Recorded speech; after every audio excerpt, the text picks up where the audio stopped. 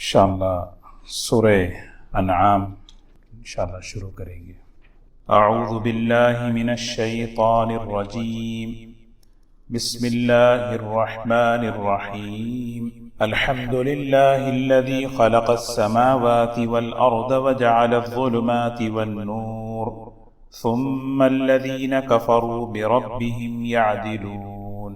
هو الذي خلقكم من طين ثم قضى أجلا وأجل مسمى عنده ثم أنتم تمترون۔ وهو الله في السماوات وفي الأرض يعلم سركم وجهركم ويعلم ما تكسبون، وما تأتيهم من آية من آيات ربهم إلا كانوا عنها معرضين۔ فقد كذبوا بالحق لما جاءهم فسوف يأتيهم أنباء ما كانوا به يستهزئون۔ ألم يروا كم أهلكنا من قبلهم من قرن مكناهم في الأرض ما لم نمكن لكم وأرسلنا السماء عليهم مدرارا وجعلنا الأنهار تجري من تحتهم فأهلكناهم بذنوبهم وأنشأنا من بعدهم قرنا آخرين۔ ولو نزلنا عليك كتابا في قرطاس فلمسوه بأيديهم لقال الذين كفروا إن هذا إلا سحر مبين۔ صدق اللہ العظیم۔ سورہ مائدہ کے بعد سورۃ الانعام ہے۔ 165 آیات ہیں اس سورت میں۔ یہ سورت مکی صورتیں ہیں۔ مکی صورتیں جو ہوتی ہیں وہ ہجرت سے پہلے جو نازل ہوئی وہ مکی صورتیں ہیں۔ اللہ تعالیٰ نے مکی صورتوں میں تفصیل سے ایمان کو ذکر فرمایا کہ ایمان کیا ہے، توحید کیا ہے، آخرت کیا ہے، اس کو بیان فرمایا۔ قرآن پاک میں بعض صورتیں ایسی ہیں جو الحمد سے شروع ہوتی ہیں، وہ 5 صورتیں ہیں۔ سورہ فاتحہ ہے اور سورۃ الانعام ہے اور سورہ فاطر ہے، سورہ سبا ہے اور ایک سورت سورہ کہف ہے۔ یہ 5 صورتیں ہیں الحمد سے شروع ہوتی ہیں۔ اس سورت کا مضمون بھی یہی ہے کہ اس میں اللہ تبارک و تعالیٰ نے توحید کو، وحدانیت کو ثابت فرمایا کہ اللہ ہے، اکیلا ہے، تنہا ہے، اس کے ساتھ کوئی شریک نہیں۔ اور شرک جو قوموں میں پایا جاتا ہے اس کا رد فرمایا، اور اس کے ساتھ ساتھ آخرت کی زندگی کو بیان فرمایا اور کچھ احکامات بیان فرمائے۔ بڑی عظیم الشان صورت ہے۔ حدیث میں آتا ہے کہ یہ پوری کی پوری بیک وقت یہ صورت نازل ہوئی۔ قرآن پاک کے اندر بہت کم صورتیں ایسی ہیں جو بیک وقت نازل ہوئی۔ اللہ کے رسول صلی اللہ علیہ وسلم فرماتے ہیں کہ یہ صورت جب نازل ہوئی تو مجھے ایسا لگا کہ جیسے کوئی حوض میں پانی جیسے ڈال دیتا ہے، اس طرح اللہ تعالیٰ نے یہ صورت میرے دل میں ڈال دی۔ اور ایک روایت میں ہے کہ اس صورت کے ساتھ 50,000 فرشتے آئے، اور ایک روایت میں ہے 70,000 فرشتے اس صورت کو لے کر آئے۔ اس صورت کی عظمت دیکھیں، کیسی شان ہے، کیسی عظمت ہے سورۃ الانعام۔ کیونکہ اور ایک روایت ہے کہ حضرت علی رضی اللہ تعالیٰ عنہ فرماتے ہیں کہ اگر کوئی شخص بیمار ہو اور سورۃ الانعام پڑھ کر دعا کرے، اللہ تبارک و تعالیٰ اس کی اس بیماری کو دور فرماتے ہیں۔ اور اس سورت کی ابتدائی 3 آیتیں ہیں۔ ویسے قرآن پاک پورا کا پورا فضیلت والا ہے، برکت والا ہے، لیکن اللہ تعالیٰ نے قرآن پاک کے بعض حصے کو بعض پر فضیلت دی ہے۔ تو یہ سورت بھی جو ہے عظیم الشان سورت ہے، اور اس سورت کی ابتدائی 3 آیتیں ہیں، یہ بڑی فضیلت، خاص فضیلت والی ہے۔ حدیث میں آتا ہے کہ اگر کوئی شخص اس صورت کی ابتدائی 3 آیتوں کی تلاوت کرتا ہے، 40 فرشتے اللہ تعالیٰ مقرر فرماتے ہیں جو فرشتوں کی عبادت کا ثواب اللہ تعالیٰ اس کے حق میں لکھتے ہیں۔ اور ایک فرشتہ ایسا ہے جو گرز یعنی ایک ہتھیار لے کر کھڑا ہوتا ہے، کوئی بھی شیطان اس کی طرف کوئی وسوسہ کوئی بھی ڈالنے کی کوشش کرتا ہے، اللہ تعالیٰ کی طرف سے وہ فرشتہ جو ہے اس کی حفاظت کرتا ہے۔ بعض مرتبہ انسان کو مختلف قسم کے وسوسے آتے ہیں نماز میں، وضو میں، تو یہ اس کی ابتدائی 3 آیتیں جو ہے یہ بڑی اہم ہیں، بڑی فضیلت والی آیتیں ہیں۔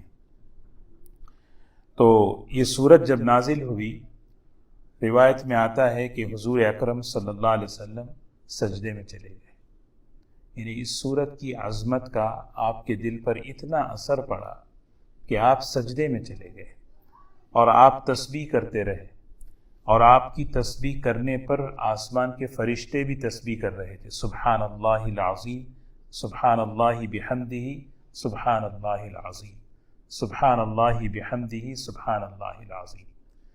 تو الحمدللہ بڑی عظیم الشان فضیلت والی صورت ہے، اور اس صورت یعنی اتنی فضیلت اسی لیے ہے کہ اس صورت کے اندر یعنی اصول کو بیان فرمایا۔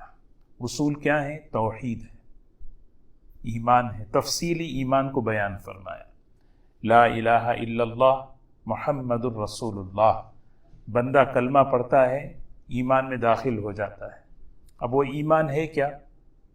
کیسے اللہ تعالیٰ پر ایمان لائیں، کیسے اللہ کی ذات اور اس کے صفات پر یقین لائیں، اس کے لیے اللہ تعالیٰ نے مکی صورتیں نازل فرمائی کہ بھئی ایسا ایمان سیکھو، اللہ کے ساتھ ایسا اپنا تعلق بناؤ۔ اللہ پر ایمان لانے کا مطلب یہ ہے کہ میرا اللہ کے ساتھ ایسا تعلق ہو یقین کے درجے میں، کہ میں عبادت کے درجے میں، محبت کے درجے میں۔ تو جب بندہ اللہ کو پہچانے گا تو اللہ تبارک و تعالیٰ پر یقین کرے گا۔ تو الحمدللہ اس صورت کے اندر جو ہے توحید شروع ہی ہو رہی ہے، الحمدللہ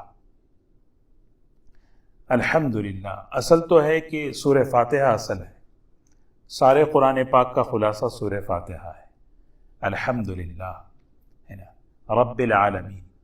تعریف تو اللہ ہی کے لیے ہے، تعریف تو اللہ ہی کے لیے، ہر قسم کی تعریف اللہ کے لیے ہے۔ تعریف تو انسان کی بھی کرتا ہے، ایک انسان دوسرے انسان کی بھی تعریف کرتا ہے، لیکن حمد کہتے ہیں عظمت کی بنیاد پر کسی کی تعریف کرنا۔ تو ہم اللہ کی جو تعریف کرتے ہیں اس کی عظمت کی بنیاد پر کرتے ہیں۔ انسان کسی انسان کی تعریف کرتا ہے تو مختلف قسم کی اغراض ہو سکتے ہیں، مختلف قسم کی نیتیں ہو سکتی ہیں، لیکن بندہ جب اللہ کی تعریف کرے تو صرف اور صرف عظمت کی بنیاد پر۔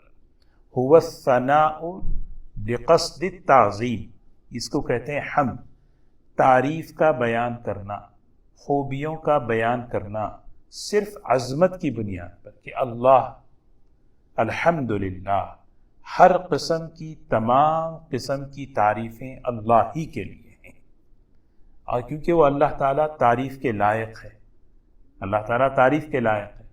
خود ستائی کہتے ہیں نا کہ اپنی تعریف یہ عیب ہے، آدمی جو ہے اپنی تعریف کر لے یہ عیب ہے۔ اللہ کو بھی بس حدیث میں آتا ہے کوئی شخص اگر اپنی تعریف کرے، اپنی بڑائی بیان کرے، اللہ حفاظت فرمائے، کیونکہ بڑائی تو صرف اللہ ہی کے لیے ہے، بڑائی صرف اللہ کے لیے۔ کوئی آدمی جب اپنی زبان سے اپنی بڑائی اپنی تعریف کرتا ہے، اللہ ایسی بیماری میں اسے مبتلا کرتے ہیں کہ ساری دوائیاں اس کے لیے عاجز ہو جاتی ہیں، کیونکہ اللہ کو غصہ آتا ہے۔ الکبریاء ردائی والعظمت ازاری، بڑائی میری چادر ہے، بڑائی اور کبریائی میری چادر ہے، وہ میری شان ہے۔ تو اس میں کوئی اگر داخل ہونا چاہتا ہے تو پھر تو جو ہے، اسی لیے جو ہے نا بندے کو تو بندگی جچتی ہے، بندے کو بندگی جچتی ہے، اللہ کو بڑائی جچتی ہے، وہ بڑائی والا ہے، وہ حمد کے لائق ہے۔ اسی لیے اللہ تعالیٰ کو یہ جملہ بہت پسند، حدیث میں آتا ہے جب کوئی بندہ الحمدللہ کہتا ہے تملأ نصف المیزان، جو میزان ہے، ترازو ہے قیامت کے دن جو اس میں تولا جاتا ہے اعمال، آدھا نامہ اعمال بھر جاتا ہے۔ سبحان اللہ والحمد للہ تملأ ما بین السماء والارض، یہ دو جملے سبحان اللہ الحمد للہ آسمان اور زمین کے درمیان کی خلا کو بھر دیتے ہیں۔ تو الحمد للہ اللہ کو بہت پسند، اسی لیے ایسے جملے کھانے کے بعد الحمد للہ، پانی پینے کے بعد الحمد للہ، بندہ شکر ادا کرے۔ توحید کی بنیاد ہے، توحید کی جڑ ہے۔ ہاں الحمدللہ آدمی سیکھ لے، اے اللہ الحمدللہ، اللہ کو اسی لیے اللہ تعالیٰ نوازتے ہیں۔ کھانا کھانے کے بعد دعا پڑھ لیں، الحمدللہ الذی اطعمنا وسقانا ورزقنا من المسلمین، اللہ تعالیٰ اس کھانے پر سے حساب اٹھا دیتے ہیں، خوش ہو رہے ہیں اللہ کہ میرا بندہ کمایا، سب کچھ کیا، محنت کر کے کھانا لے کر گھر آیا، اور کھانے کے بعد جو کہتا ہے یا اللہ تیرا شکر ہے تو نے کھلایا۔ امام بخاری رحمۃ اللہ علیہ، ان کی ایک کتاب ہے ادب المفرد، ادب المفرد انہوں نے کتاب لکھی ہے حدیث کی، اس میں ایک حدیث ہے اگر کسی کو چھینک آئے، چھینک پر وہ کہے الحمدللہ رب العالمین علی کل حال، کتنا مختصر جملہ ہے، یعنی اللہ کو یہ جملے پسند ہیں۔ جب یہ بندہ جملہ زبان سے کہتا اللہ نوازتے ہیں۔ حدیث میں آتا ہے جب یہ کہتا ہے الحمدللہ علی کل حال، الحمدللہ رب العالمین علی کل حال، فرمایا کہ اللہ تعالیٰ اس کے کان اور اس کے داڑھ کے درد سے اللہ تعالیٰ اس کی حفاظت فرماتے ہیں، اور بعض محدثین فرماتے ہیں پیٹ کے درد سے بھی اللہ تعالیٰ اس کی حفاظت فرماتے ہیں۔ الحمدللہ علی کل حال، میں اللہ کی تعریف بیان کرتا ہوں ہر حال میں، جس حال میں بھی وہ رکھے۔ تو 5 صورتیں ہیں قرآن پاک کی جس کو اللہ تعالیٰ نے سورہ لفظ الحمد سے شروع فرمایا۔ تعریف تو اللہ ہی کے لائق ہے۔ کیوں اللہ؟ اس لیے کہ وہ رب العالمین ہے، اس لیے کہ وہ رب العالمین ہے، اسی لیے اسی کے لیے حمد ہے، اسی کے لیے تعریف ہے، اسی کے لیے کمال ہے۔ اب یہاں دیکھیں، تعریف تو اسی اللہ کی ہے جس نے آسمانوں کو اور زمین کو پیدا کیا، تعریف تو اسی اللہ کے لیے ہے فاطر السماوات والارض، تعریف تو اسی اللہ کے لیے ہے لہو ما فی السماوات و ما فی الارض، سورہ سبا کی آیت۔ آسمان اسی کا، زمین اسی کی، اور اس کے درمیان کی ساری چیزیں اسی کی۔ تو یہ جملے اللہ کو پسند۔ حضرت نوح علیہ السلام کا ایک لقب ہے قرآن پاک میں، انہ کان عبدا شکورا، انہ کان عبدا شکورا، یہ پیغمبر نوح علیہ السلام ہمارے شکر گزار بندے ہیں۔ عبد شکور، اللہ نے ان کا لقب دیا، اللہ کی طرف سے ٹائٹل ملا کہ یہ نوح عبد شکور ہیں، شکر گزار بندے ہیں۔ اس آیت کی تفسیر میں حدیث میں لکھا ہے کیا وجہ ہے اللہ نے حضرت نوح علیہ السلام کو عبد شکور فرمایا؟ فرمایا کہ حضرت نوح علیہ السلام کی یہ خوبی تھی، جب بھی کھانا کھاتے الحمدللہ، پانی پیتے الحمدللہ، کپڑا پہنتے الحمدللہ۔ تو اللہ تعالیٰ نے کہا دیکھو یہ پیغمبر یہ چھوٹی چھوٹی باتوں پر میرا شکر کر رہے ہیں، میں ان کا نام کیا، میں ان کو لقب دیتا ہوں، انہ کان عبدا شکورا، یہ ہمارے بڑے شکر گزار بندے ہیں۔ تو اللہ تعالیٰ کی تعریف، اللہ کی حمد آدمی بیان کرے، الحمدللہ۔ ہم کیا بیان کریں؟ تعریف کے لائق تو اللہ ہی ہے، لیکن جب بندہ اللہ کی تعریف بیان کرتا ہے اللہ تعالیٰ خوش ہوتے ہیں، اور خوش ہو کر اسے نوازتے ہیں، دنیا میں بھی نواز رہے ہیں، آخرت میں بھی نواز رہے ہیں۔ تو اسی لیے اس صورت کو اللہ تعالیٰ نے سورہ یعنی الحمد سے شروع فرمایا۔ جیسے میں نے عرض کیا کہ یہ بڑی عظیم الشان صورت ہے، اس میں توحید کے بڑے اہم مضامین ہیں، اور شرک اللہ تعالیٰ کو بہت اس سے غصہ آتا ہے۔ شرک کو اللہ تعالیٰ نے کئی طریقوں سے رد کیا، مشرکین مکہ جو ہے مختلف شرک میں مبتلا تھے۔ بسم اللہ الرحمن الرحیم، الحمدللہ، ہر قسم کی تعریف اللہ ہی کے لیے ہے۔ الذی، جو اللہ، خلق السماوات والارض، آسمانوں اور زمین کو پیدا کیا، جس نے آسمانوں کو پیدا کیا، زمین کو پیدا کیا۔ دیکھیے، سب سے پہلے ایک بڑے عجیب فتنے کا رد ہو رہا ہے۔ دنیا یوں ہی بن گئی۔ یہ آج کل جو ایتھیزم ہے، دہریت ہے، الحاد ہے، جو لوگوں کو دین سے دور لے جا رہی ہے۔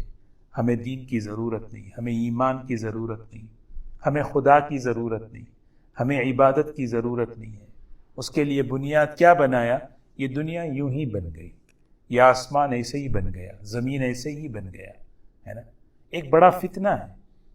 اس فتنے کا رد دیکھیں، پہلے ہی جملہ الحمدللہ الذی، تعریف تو اللہ ہی کے لیے ہے، خلق السماوات، جس نے آسمانوں کو پیدا کیا۔ ایسے ہی نہیں ہوا، یہ دھماکہ نہیں ہے، اس کا پیدا کرنے والا ہے، وہ اللہ ہے، وہ تعریف کے لائق ہے۔ تعریف کے لائق اسی لیے ہے کہ وہ اللہ ہے۔ ساری تعریفیں کے لائق اللہ ہی کے لیے ہیں۔ کیوں؟ اس لیے کہ اس میں الہ کی صفات ہے۔ کوئی الہ بننا ہے، ہر ایک الہ نہیں بن سکتا۔ الہ بننے کے لیے خالق ہونا ضروری ہے، الہ بننے کے لیے مالک ہونا ضروری ہے، الہ بننے کے لیے رب ہونا ضروری ہے۔ یہ سارے صفات جس کے اندر ہوتے ہیں وہ الہ اللہ ہے۔ الحمدللہ الذی خلق السماوات، یہ ہمیشہ، اسی لیے جو ہے نا، شرک کی جڑ کٹتی ہے جب کوئی کہتا ہے یہ جملہ۔ حدیث میں آتا ہے افضل الدعاء الحمدللہ، دعاؤں میں سب سے افضل دعا الحمدللہ ہے۔ تو دعا مانگنا شروع کرتے ہیں الحمدللہ رب العالمین، اللہم صلی علی سیدنا محمد، اللہ کی تعریف، حضور صلی اللہ علیہ وسلم پر درود، پھر آدمی اللہ سے مانگے۔ افضل الدعا ہے، کیونکہ اللہ کو یہ جملہ پسند ہے۔ ہم زبان سے ایک جملہ کہہ رہے ہیں، یا اللہ تعریف تو تیرے ہی لائق ہے، جس نے کیسے؟ جس نے انزل علی عبدہ الکتاب ولم یجعل لہ عوجا، تو نے ایک ایسی کتاب اپنے بندے پر نازل فرمائی جس کتاب کے اندر ذرا برابر بھی کوئی ٹیڑھا پن نہیں ہے، کوئی ذرا برابر بھی کوئی نقص نہیں، کوئی کمی نہیں کسی، یہ اس کی تعریف کے لائق ہے۔ کوئی بھی چیز انسان لکھتا ہے، کوئی بھی کرتا ہے، تو فرمایا الحمدللہ الذی خلق السماوات، آسمانوں کو پیدا کیا، والارض، زمین کو پیدا کیا۔ آسمانوں یعنی جمع کا صیغہ ہے، 1 2 3 4 5 7 آسمان، والارض، زمین کو پیدا کیا۔ حالانکہ جس طرح 7 آسمان ہیں، اللہ نے 7 زمینیں بھی بنائی، لیکن کیا فرق، کیوں فرق بیان فرمایا؟ مفسرین فرماتے ہیں ہر آسمان دوسرے آسمان سے مختلف ہے۔ پہلا آسمان دوسرے آسمان سے، دوسرا تیسرے سے، چوتھا، ہر ایک الگ الگ امتیاز ہے، فرق ہے، لیکن زمین میں کوئی فرق نہیں، 7 زمین برابر ہے۔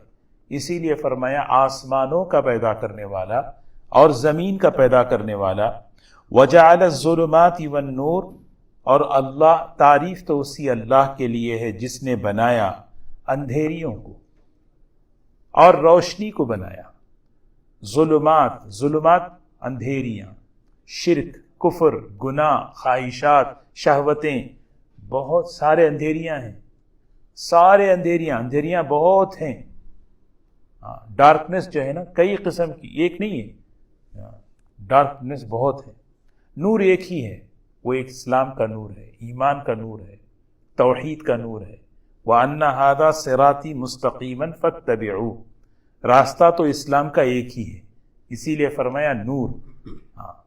خلق السماوات، پیدا کیا آسمان اور زمین کو، وجعل الظلمات والنور، سوچو کہ اللہ تعالیٰ نے رات کا اندھیرا، دن کی روشنی، جس سے ہمیں ہفتہ بن رہا، سال بن رہا، مہینہ بنتا ہے، سال بنتا ہے، حساب کا نظام ہے۔ رات آتی ہے تو کیسے ہمیں سکون ملتا ہے، دن آتا ہے تو آدمی اپنی ضرورتیں پوری کرنے لگتا ہے۔ تو پہلے یہاں پر ظلمات کو اس لیے بیان فرمایا کہ اس دنیا کی اصل اندھیرا ہے، اللہ کے روشنی دینے پر یہ دنیا منور ہوتی ہے۔ وہ سورہ یاسین میں ہے نا، وَآیَةٌ لَهُمُ اللَّيْلُ نَسْلَخُ مِنْهُ النَّهَارَ، کتنی بڑی اللہ کی نشانی ہے رات، دیکھو اللہ تعالیٰ اس میں سے چھلکا کیسے اتارتے ہیں؟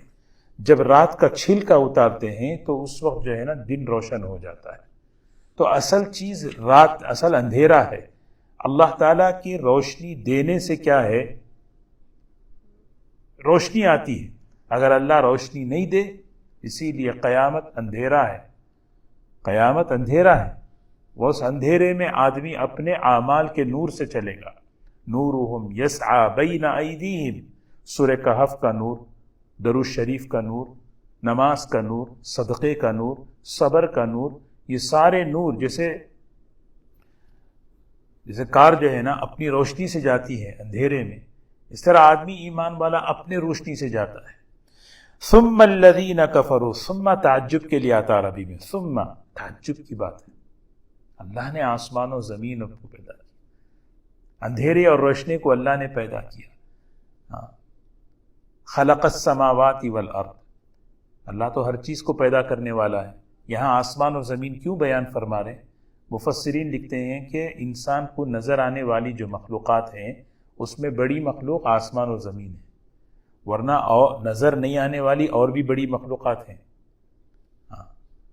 ایک فرشتہ اللہ نے ایسا بنایا، یہ آسمان و زمین ایک لقمہ اس کے لیے کافی ہے. وہ نظر نہیں آنے والی ہے. جو نظر نہیں آنے والی ہے اس کو بیان نہیں کیا، سمجھا رہے ہیں. تعریف اسی اللہ کے لیے ہے.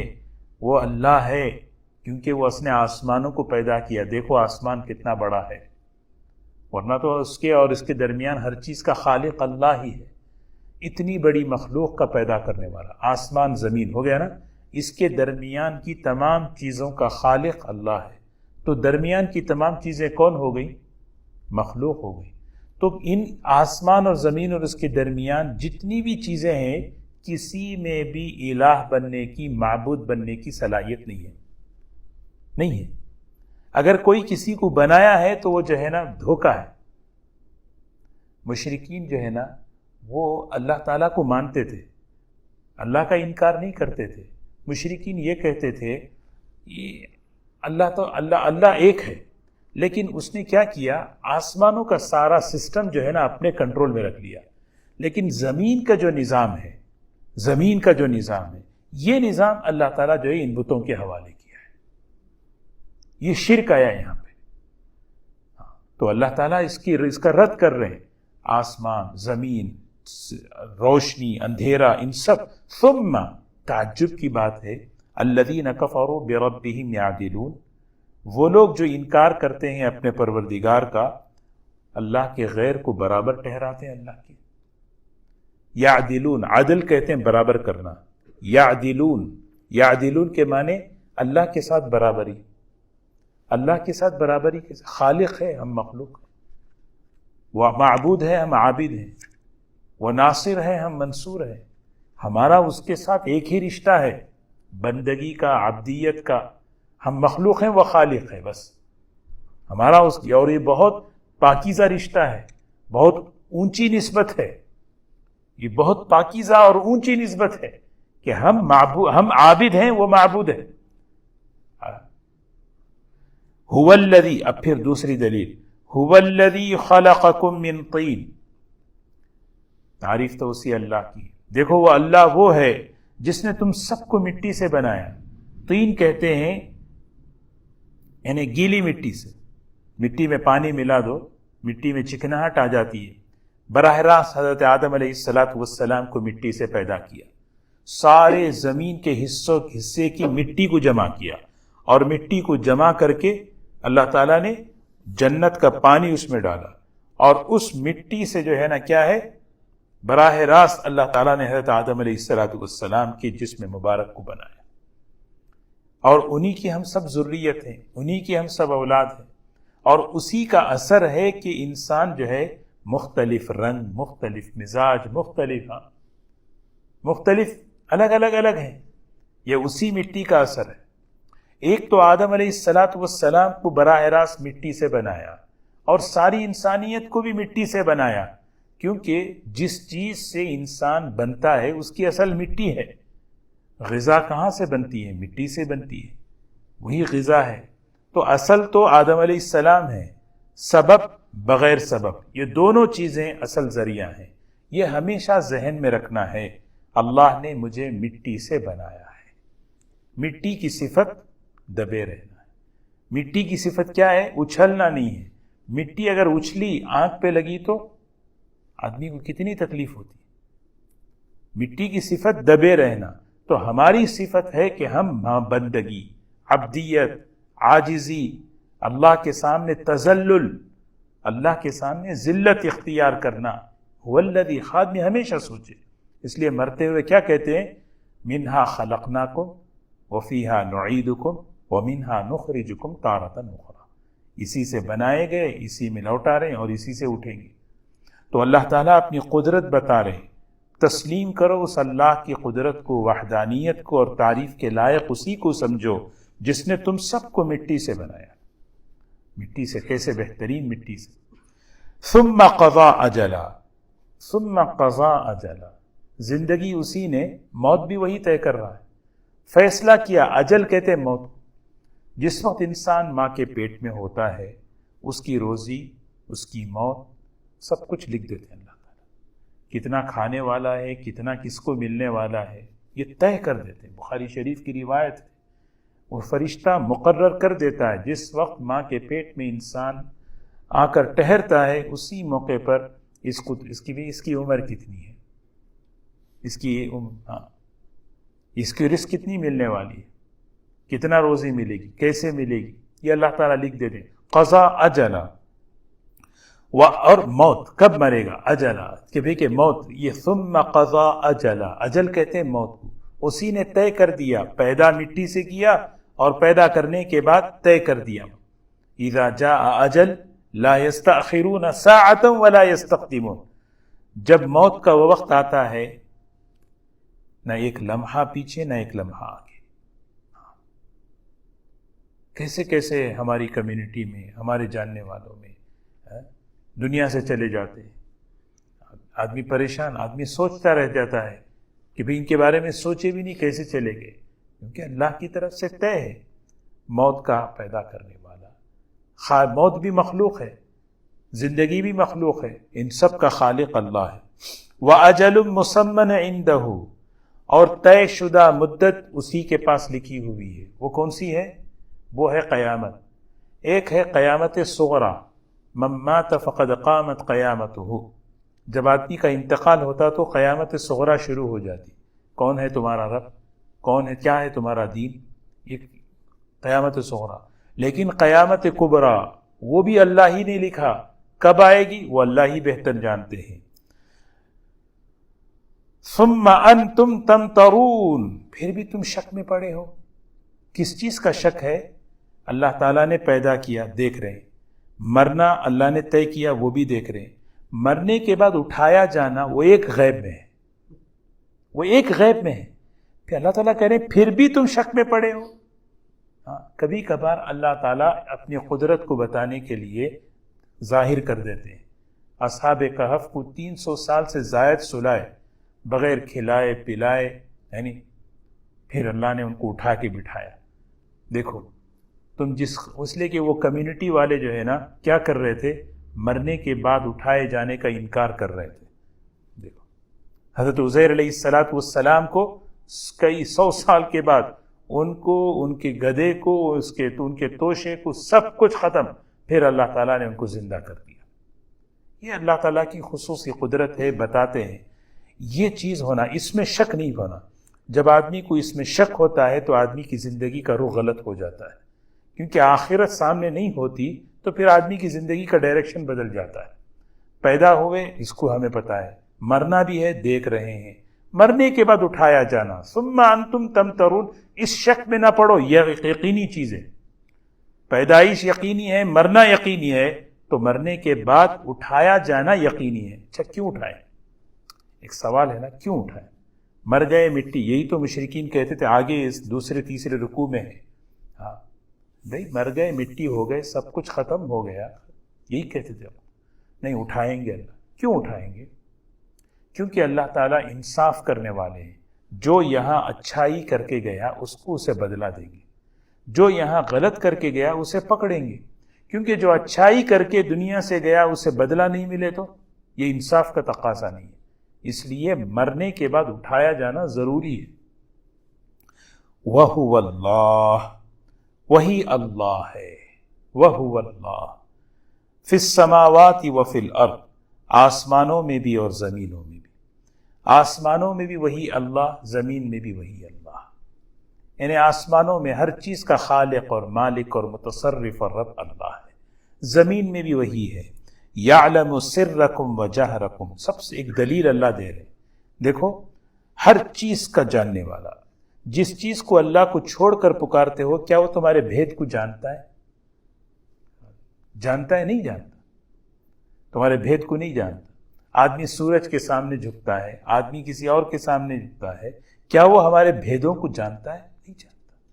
جب نہیں جانتا تو کیسے ضرورتیں پورا کرتا ہے؟ اسی لیے اللہ کی صفت علم یہ بہت بڑی دلیل ہے۔ اللہ اکیلے ہیں، وہی جاننے والا، سرکم و جہرکم وَيَعْلَمُ مَا تَكْسِبُونَ، تمہارے ہاتھوں سے جو کچھ تم اعمال کرتے ہو اس کو بھی وہ جانتا ہے۔ جب جانتا ہے تو پھر بدلہ دینے والا ہے، یہ اصل مطلب ہے۔ وَهُوَ اللَّهُ فِي السَّمَاوَاتِ وَفِي الْأَرْضِ، وہی اللہ آسمان و زمین میں، یعلم سرکم وجہرکم، وہ جانتا ہے تمہاری تنہائیوں کو، تمہارے دل کے اعمال کو، تمہارے دل کے وسوسوں کو، تمہارے دل کے ارادوں کو اور تمہاری جلوت کو، دونوں اس کے لیے برابر ہیں۔ ہماری تنہائی بھی اور ہماری جلوت بھی، دونوں اس کے لیے برابر ہیں۔ یہ علم جب آتا ہے تو پھر آدمی کا عمل درست ہوتا ہے۔ یہ علم جب آتا ہے نا، کون سا علم سیکھنا ہے؟ اللہ تعالیٰ کا علم اتنا کامل ہے، وہ ہماری تنہائی کو بھی ایسے ہی جانتا ہے جیسے ہمارے ظاہر کو جانتا ہے، تو پھر آدمی کی تنہائی خود بخود درست ہو جاتی ہے، تنہائی کا تقویٰ اسے مل جاتا ہے، تنہائی میں وہ اللہ سے ڈرنے والا بنتا ہے کہ میرے ساتھ اللہ ہے، میرے ساتھ اللہ ہے، فوراً اس کا عمل درست ہوتا ہے۔ اگر عمل درست نہیں کرے گا تو پھر تو اللہ تعالیٰ اس پر پکڑ کرے۔ وَيَعْلَمُ مَا تَكْسِبُونَ، وہ اچھی طرح جانتا ہے جو کچھ تم کماتے ہو، یعنی مطلب تکسیبون جو کچھ تم عمل کرتے ہو، کسب ہاتھوں سے تعلق والے اعمال ہیں۔ یہ ابتدائی 3 آیتیں ہیں، جیسے میں نے شروع میں عرض کیا کہ بڑی فضیلت کی آیتیں ہیں، اس کو یاد کر لینا چاہیے۔ اس میں اللہ کی تعریف، اللہ کی صفات اور اللہ کی قدرت کو بیان کیا گیا، اور اتنی بڑی فضیلت ہے کہ اس کو اگر کوئی پڑھ لے تو اللہ تعالیٰ کی حفاظت میں آ جائے۔ تو بس انشاءاللہ یہاں تک کافی ہے، اگلے ہفتے پڑھیں گے۔ اللہ تبارک و تعالیٰ ہمیں ایمان کامل نصیب فرمائیں، توحید خالص ہمیں نصیب فرمائیں، ہر قسم کے شرک سے اللہ ہماری حفاظت فرمائیں۔ سبحان اللہ بحمدہ، سبحانک اللہم بحمدک، نشہد ان لا الہ الا انت، نستغفرک ونتوب الیک۔ اللہم صل علی سیدنا محمد وعلی آل سیدنا محمد وبارک وسلم۔ ربنا آتنا فی الدنیا حسنہ وفی الآخرۃ حسنہ وقنا عذاب النار۔ ربنا ظلمنا انفسنا وإن لم تغفر لنا وترحمنا لنكونن من الخاسرین۔ واعف عنا واغفر لنا وارحمنا انت مولانا فانصرنا على القوم الكافرین۔ رب اغفر وارحم وانت خیر الراحمین برحمتک یا ارحم۔